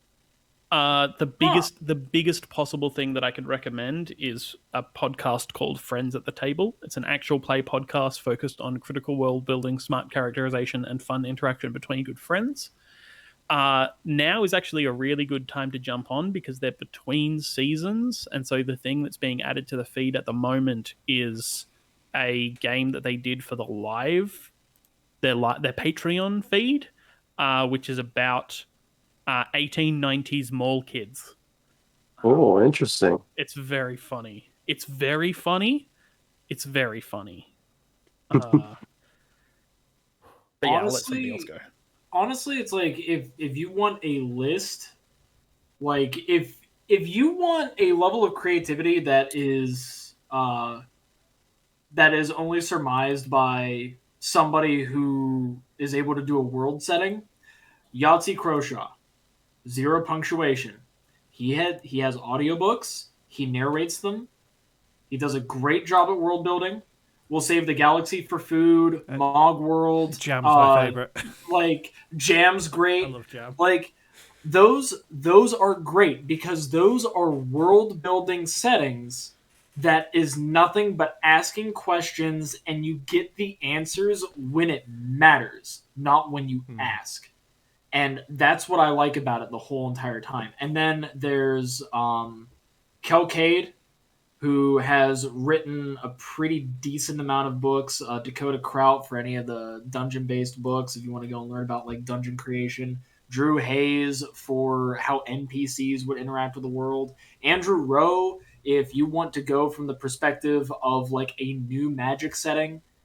Like, all of these are great things to find. You can find them on Audible. I'm not sponsored, but you can find them on Audible. You can find them like in your bookstore. Honestly, like an easy way to go about it, go to Barnes and Noble, go to your local bookstore, and then Yeah. just go into the fantasy section and read the backs of the books. See what their hook is, and then make a campaign setting out of that. You don't have to read it. Go to It'd the be nice if you library. did. Yeah, Go to go to touch your local grass. library. Go outside. Ooh, Go touch to your grass. Who does local that? library. Books. What nerds. Ask the librarians what their favorite fantasy stuff is, right? That Because yeah. that's a much faster way to get to that really good shit.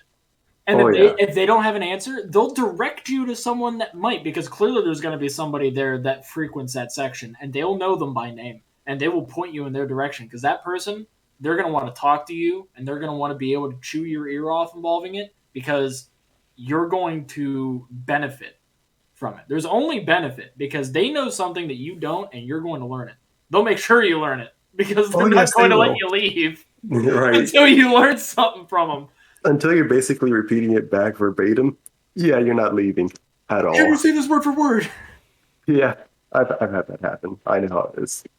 But that's like library, read the backs of books, get inspired by just reading a title. Like sometimes that is more than enough. Like you can find inspiration anywhere for being able to come up with a setting, rule set, plot hook, anything. But Yeah. books are great for that. Audiobooks are great for that. I go with Kel Cade, Andrew Rowe, Drew Hayes, Yahtzee Croshaw. All of them are amazing authors, and I think that they do a great job. Yeah, I'm gonna have to look some of those people up myself. I'm kind of like the okay, I'm stereotypical here. I find most of my inspiration for a lot of like the world building aspects, homebrew type things, literally from Critical Role. I'm just going out there and saying it. Yeah. I love that show. I've only seen campaign 3 thus far, but just the way the world building is weaved is my favorite aspect of it. And I absolutely love just seeing, what people can really create. And it's very inspiring to fuel me of like, I'm also going to create something. So definitely love that one. And all of its side series, because it does have side series. Doesn't it feel marketable? Yeah. Wait, I actually just missed an episode last night. Oh my. I have a question. I have a question from someone in my chat. Ooh. Oh. This is from Delport underscore Breckland. I love third-party products in 5e. Do you use any non-WotC publishers' content? If so, how do you go about introducing the new options to players who are unfamiliar with it? I have a fun and weird mix from that one. For my Theros game, I do use a couple of mechanics from the Alien RPG, which is a nice, an interesting mix of having some space xenos in ancient Greece. But the main thing is that there is an agenda system where basically each player has a little objective that they need to complete in a session. And if they do, they'll get a reward for it. And that leads to some really interesting moments because you essentially give this little hint, little push for a player that's completely private between you and them. And that can lead to all sorts because no one else knows what they could be doing or what they want to go after. They don't have to follow the agenda if they don't want to. And you can always sort of play it of, well, your character or whoever's giving you this agenda isn't a big fan of this other character, so maybe you should do something about that. Or, oh, there's a shop in this particular area that has some very shiny things that aren't very nailed down, so I wonder what you could do about it. It's a good way to create moments of conflict without it escalating too far. But yeah, that was Alien. But I've had nothing to do with D&D. It was all from this Alien system that one of my players runs, and easily the most memorable part. I've tried to implement some of the other things from it, but it doesn't translate as well. I'm still trying to work out how to add stress to my players. I for a while went a little crazy on things like Kickstarter, just funding every third party D&D book I could find, just because I was starved for other people's opinions on the game. So I've got a nice little collection of books. I've got things that change game rules. I've got new interesting settings. I've got creature books, items, classes, all sorts of things. Honestly, And monsters and monster traits from that stuff. Yeah. um, as far as introducing it to the game, if we're starting a new game, and I've got new players, I always warn players that though the player's handbook is from 5th edition, if they go and play a game with another dungeon master, the game that they play here is not going to be necessarily going to be like a game that they're going to play with somebody else. I'm not promising them a game of 5th edition. I am promising them a game that they will enjoy. And any resemblance any resemblance to well, I mean, the That's problem is that that's very funny to me. the problem Yeah. is I also use a lot of my 3.5 source books that I've got stashed away. So it was like I run sort of a 3 kind of system and then there's all these sorts of so I warn people ahead of time that there will be rules that will not come up in other people's games. I try to point them out ahead of time. If I find something brand new in the middle of a game that I think would be interesting, I will take time before a session to pitch it to my players.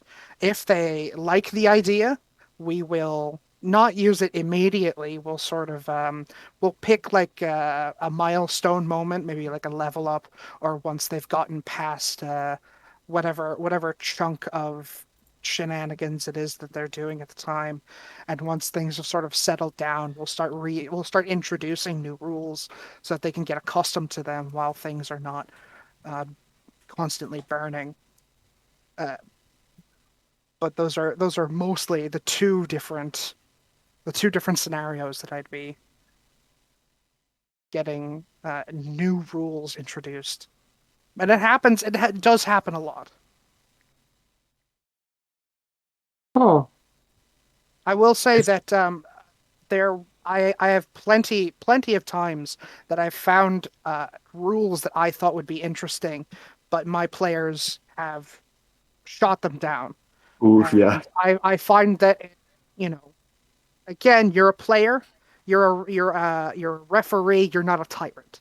So just uh, you can get outvoted. Your vote doesn't count for more than Yeah. one when it comes to modifying the rules that are coming from outside of the handbook. Mm-hmm. So grain of salt. Yeah. I personally don't really like, I don't have something that might be like a source book or a rule set or something. But one thing I do like doing, and this isn't like to gamify the game to an extent, but one thing I like doing is looking at like games, movies, or anything that might seem like an interesting system or something per se, or a way that the world or magic system might end up working. So it's not like a specific, oh, Pathfinder or any other system, but I just take inspiration from like World of Warcraft, Destiny 2, things like that. See how they can work in a setting like this. Maybe expand on it. If not, then scrap it, rework it, do whatever you need to. But that's kind of like the extent I have when it comes to that type of a question there.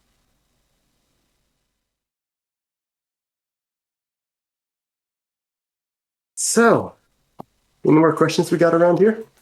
I've got another one in my chat if nobody else does. All right. Doesn't sound like it. Yeah. Um, So this is one from my friend Alistair. Hey Alistair, how's it going? Here's a question for y'all. What is the single best requirement slash new thing you've added into a character creation to help build the world or get players engaged? Individual session zeros for each player while everyone else is Really? present. I have done that, and they all loved it, and people got to play test their character before the actual game. Did did y'all have a session zero first, or was it We like because I run for 12 hours. And Fuck because off. of that, I do it on Wednesdays. IRL. But whenever I run them, I have the time to do so. Now, I'm not saying that everybody can, but it's nice for the player to play test the character. If they can play test the character, then they can decide, well, maybe I don't want to be this. Maybe I want to change my class. And they can choose to change their stuff. And more importantly, is I can give them rewards before they go into the game, so it makes sense for them to start with a different item.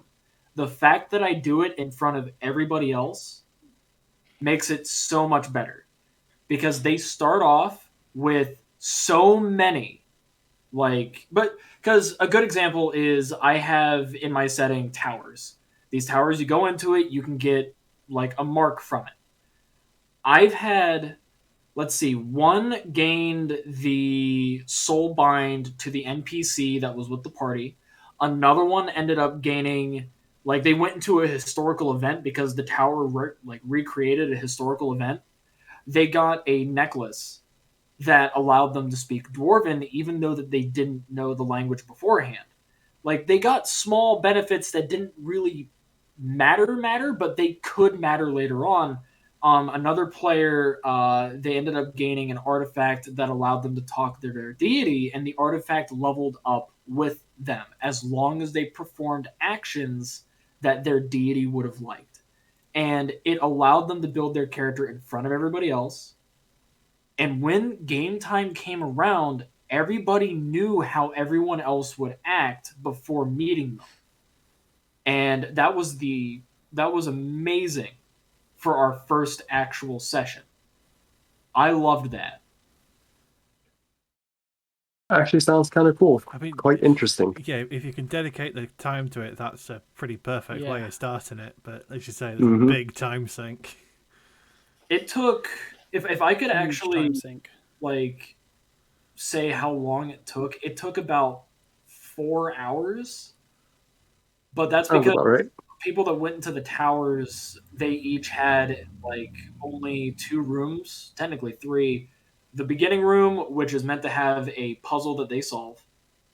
Because that room's supposed to be a safe room. They pick a door. I choose what happens on that door, and that's the only actual challenge they're receiving. And then after that, they leave, get their mark, and then that's the end of their session zero. Everybody else, like the people that chose not to go into towers, they ended up getting callings instead. So it's nice. Hmm. I'm gonna have to still think of my answer because I'm racking my brain right now. Sorry, if you don't have one, you don't have one. I think I just like I have Delport in my chat asking for clarification. You had a session for each character, but the other players were present. How do you keep them engaged while they aren't actively playing? So with that, it was helpful that each player had about 30 minutes because I run for about six people. Right. Okay. Because Okay. Sure. Because if That you can makes get a lot it done more in 30 sense. minutes, yeah, for the clarification point, it's like each person had 30 minutes of a session zero where they could test out their character and use a Right. lot of their abilities, and that's what helps with me like doing the improv stuff because I know the system well enough to where I could just come up with it off the top of my head, and I just made encounters on the spot. I made it to where I tested their morals and I pushed them forward and Right. like 30 minutes. Okay. Now everybody knows who they are, so it's nice. Cool. Yeah, that makes good sense. Now this isn't something like I personally have done, but it's something that I think could be interesting and kind of building off what you just said is that for the Curse of Strahd game I'm a player in, our DM after we had a TPK essentially had this like I stated a bit earlier, few like probably 30 to 40 minute arc basically where they could see the new characters, like where they were from, what they did to get here, etc. But one thing that he did, which I found quite interesting if someone else can use a system like that, is that in each of those things, we kind of had a part to play in them. For instance, for mine, my character is a goblin who was leading this scouting party through the Feydark. The other players had played as those other goblins in that party. We had played as, for instance, the gnolls or hobgoblins of another character backstory as the skeletons of someone else's. And it was interesting to like figure out what the teamwork was. And that's something I'm thinking of adding. I haven't really had the chance to, but something like that is something I'm likely going to kind of add and iterate on whenever a situation like that comes up in my campaigns. Is like a mini party of NPCs, and there's that main character that's being introduced. That'd be such a cool way to do like the adventure before everybody met. I've done It was that. so fun. I've It done was so that fun. after every major milestone in the game. Is I had it to where they all played NPCs part of like a preset area because it designates there are other things in the world that are happening, and I have it somehow tie into the plot. Yeah. I Like just see. tiny Yeah. bits. It's super fun. That's also how they managed to divert the BBEG because I had them play knights defending a king, and one of them casted a spell that caused the BBEG to stop being around. Like they were banished back to their phylactery. So it's like, Wow. oh shit, they were supposed to find him here. Now they have to find the phylactery and they don't know where it is because the BBEG isn't here anymore. So, like, they changed their quest as NPCs. It's like, listen, you guys did it. Not my fault. Yeah, and I like how that kind of like builds on that interaction with the world there. Because it's not like it's just, oh, that was an NPC and I got told it did this. I did that to someone. But then I'm going back into my character with that character knowledge and having to respond to all of that. I like that quite a lot. We'll do something kind of like that at my table. Um, I've got a rule where, uh, as long as two people show up, I'll still run the game. Hmm. So Especially since you run a lot of new players, yeah. that'd be yeah. So, and this is if we're right in the middle of like action and we're doing something, then if not enough people show up and the players who do show up want to save what they were doing for when everybody comes back, we'll do like we'll do a one shot where they're characters from the past doing something, and whatever important historical shenanigans they get up to gets incorporated into the world somehow. Mm. And they'll and that has that the rule is that has to come back and either provide them with some sort of information or some kind of item or something when the thing gets back to what they're actually doing. Yeah, that's good. That makes sense. Hmm. But my answer to the actual question was when my players are making their characters, I have them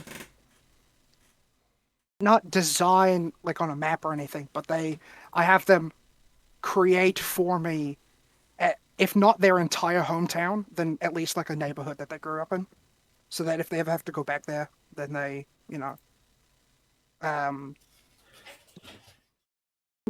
then they have total knowledge. Can I give you a great recommendation for a game to do that with, Meatball? Sure. Because I'm the guy that's about playing all the different games.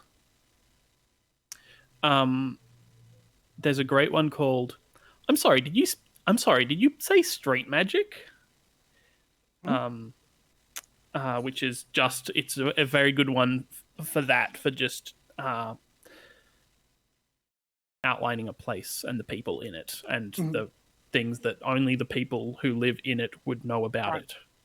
It's very good. Yeah. So then they've always got that place to fall back on, that they've got their Yeah. knowledge base on, Yeah. and that they've got, so they, the player themselves, have some connection to the world, regardless of whatever it is I've written on like an introductory document or whatever. Also, the other rule that I have is no PC is allowed to be an orphan. You have to have some kind of. I don't. I don't Okay, like. I Yes. okay. don't. I don't like No 100%. edgelord. orphans here. I don't like edgelords. Yep. I'm fine with having a tragic backstory. That's fine. Um, but I've spent too many years with too many shit players who just want to have like a one note Mm. edgelord character that I don't allow it anymore. That's my one douchebag thing that I do as a dungeon master. So no orphans. You have to have one living family member, a father, a mother. I'll even allow it be like an aunt or an uncle, allowing that they raised you. Hmm. You And you, need to have something for your player's character to care about besides yes, themselves. yes. Yes. Yep. And it's not like I'm not the kind of the guy to kill your family for no reason. I very rarely kill family at all.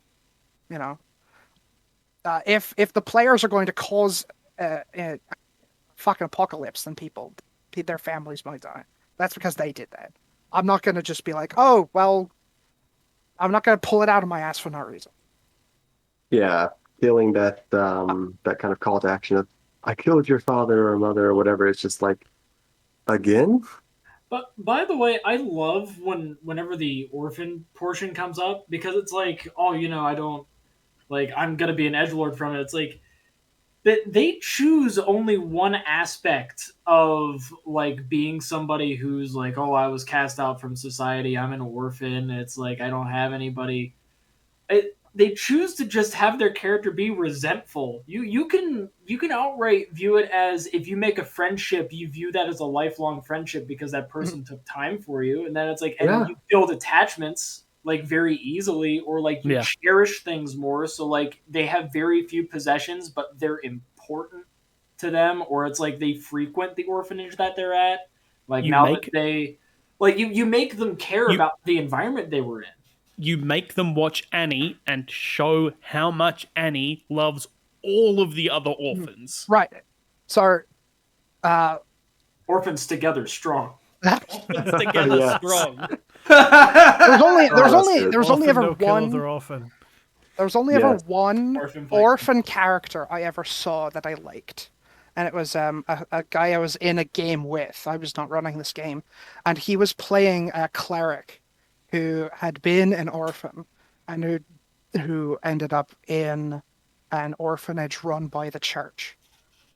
And that and because of that, he ended up becoming this priest who, you know, specifically went out of his way to take care of kids that he found in the street and give back because of the trauma that he had experienced in his own life.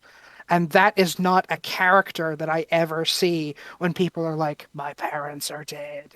I Yeah. I used a 100%. really good NPC at one point, like because she was a changeling, and what she did was she brought up that she was an orphan, and she like the party found her in college. They found her at like a university because she had stolen enough money to be able to get an education.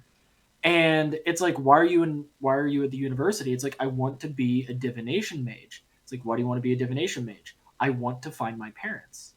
I want to find my birth parents. And it's like, do you want to kill them? It's like, no, I want to ask them why. Like, why was I not enough? And it's like, it was a tragic backstory, but the party immediately went, "You are so fucking precious. We're so sorry." It's Yeah. like Not surprised. and they I- clung to her, and they eventually she died because she was being tracked by a dragon's because of gargoyle, reasons. and it turned into she died. The party had a reason to go after this dragon, and it turned into like this whole entire they stopped doing their one plot, and they're like, we're doing this dragon killed the precious girl. No. I would Okay, yeah. love to do. I fucking love a found family story. I would love to do that and to get to a high level and have the moment where the divination wizard, you said, the divination orphan, realize that they don't need to find their biological parents anymore because you all are my family now. I would. See, that would be so always good. nice. That's a I'd eat plot that hole. I'd eat that shit up. It would be Mhm. so good. Yes. And it doesn't matter who you're running it for, they'll love it. Murder hobos will be like, we will kill your parents. Right? It's for everyone. It's something for everybody. Love a found family story. Yeah.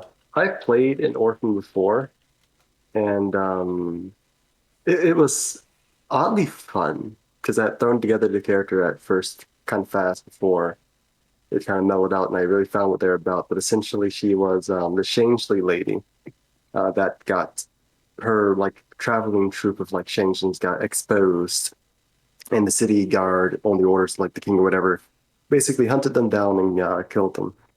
And she had always heard these stories of like, well, the people run from the monsters basically, and she used her like changeling abilities and that driving force to eventually delve into like necromancy, dark magic, become some sort of monster, so that she could be safe, but also to find a network of changelings and keep them safe as well. Granted, she died like twice and had to get revived twice, but it was fun. I'm not sure if I ever play another orphan exactly, but it can work, and also kind of depends on the group sometimes, and just finding that way to like mix together correctly, There's a because a lot of the wavelength. times it doesn't. Yeah. As always, talk to your players. Who would have ever guessed that? Best resource. That's Fuck your like- players. Just fucking. That's people come looking for D&D advice, and the answer is always, just fucking do it. Do it. That's the talk thing to that solves the your problem. Yes, It's that almost like the is game exactly is it. cooperative. Yeah. Oh my. That's almost that's a like hot A take. cooperative Collaboration. storytelling game? How novel. Wow, they should make one of those. They should put them on the Wowie front cover. woo. They should put the Yeah, one they There's lots of should. them. Alongside World's Greatest TTRPG. Wow. They need to make Well, that. if the Bix lied to me before, how can I trust that? Yeah, right. Yeah, that was good though. That's good. Yeah, it was. I think the prep work stream went according to plan. We went off the rails God. just It was enough. improvised, we were like going all to. I prep think Don't we work worry. didn't should do be. enough prep for this. Is what I think. It sounds as if we didn't, but we talked about prep for what, like an hour, and then the other hour and a half was us like enjoying our rambles. We did Basically, exactly what prep work bantering. should be, which is just improvise on the spot. Yep, Exactly. exactly. I'm in the right. This is my justification. But you need to have resources to draw on all the same. Yeah, Let's that's call true. the other 4 people I on do, the I do collab. have a table. One resource is players. It is plentiful. Yeah. Okay. I guess. Yeah. It's like There's always enough players, not enough DMs. oh, I see it as find what inspires you Yep. and just Find that. find a way to capture that Draw inspiration. on Have it. fun and not worry too Yes. much. Yeah, like don't worry too much. You're not putting on like you're not making a movie exactly. You're not making a TV show where you need these overarching arcs, you need these cliffhangers, you need a twist right at the midpoint. If you want that and the story warrants it for your players have kind of created as that story, sure. If by but the end overall- of the session, you and your players have had fun, doesn't matter how much or how little prep you've done, it was a good session. Yeah. Absolutely. 100%. Yeah, it's like you can prep the fun out of something, and that's never quite good. Yeah. but just get with your group, talk to the players, understand what it is overall, and just have fun. It is, again, collaborative role-playing game. Just go with it. All right. Okay, so do we want to do outros? Well, I'll stick around on my stream for like probably a minute or two at most, and then get going from there. But of course, It's way past this thank you, guy's everyone. bedtime. I'm sorry. Yes, It's all good, Atlas. I mean, it's like 10 o'clock here, and I'm feeling pretty good. So I might do some design on my stream after this. So I don't know if Oh. you guys want to raid out to me, I might work on some stuff. that sounds pretty nice. I might have to I stop can do by. that. And I'm about to go get some sweet potato pie and actually chill though. Yeah, So yeah. nice. Oh yeah. I'll probably take a break for about 10 minutes or so, maybe. Probably less. I'll probably take a break so that I can make another pot of tea, etc. I'm in Australia, Delport. But yeah, I might do some design stuff either on a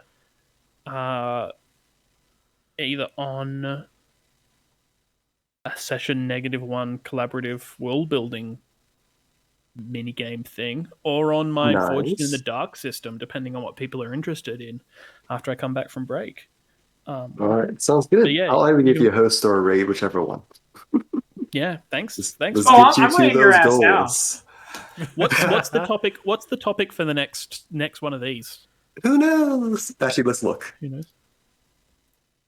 What's Let- our let's next look. topic? Because we have multiple that we could like build off of that, even just snippets of what we said. But yeah, we could do. One person in my chat says map making could be an interesting topic there. Right. Map making. Yeah, okay. I love making culprit. That's good. That Talk may be about my environment biggest money setups. sink by a long way. Talk about Jaquaying dungeons. That's fun. Mhm. Okay, culprit. I'm gonna write that down. Thank you. That's nice. Yeah, cool. Maybe we'll do that. Yeah. All right, folks. That was good fun. We stayed on topic 100% of the time. Yep. Very professionals. Yep. I'll see y'all next time. Yeah, see you all next Okay. time. Thank you everyone for watching and listening. Sleep well, Mhm. Sailor. Yeah.